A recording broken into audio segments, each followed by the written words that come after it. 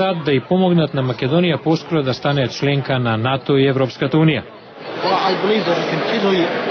Треба да продолжи да ја поддржува вербално и на секој друг начин кога станува збор за помош од секаков вид. Треба да им се каже на луѓето дека Македонија е пријател на САД, пријател на демократијата, пријател на слободата. Што би советувале на Македонија да стори за да се разреши прашањето за името?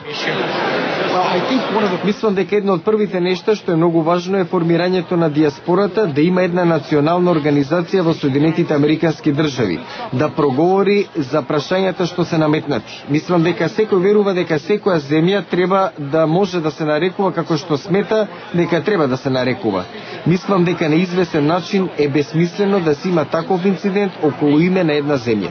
Во САД постои моќно грчко лоби. Дали во блиска иднина предвидувате формирање на неформална група Кокус во Конгресот за поддршка на Македонија? Предпоставувам дека ќе има. Во Конгресот навидум има кокуси на сите други земји пријатели на САД, така што би очекувал такво нешто. Но првата работа е диаспората, што е многу важно, а потоа да се продолжи понатаму.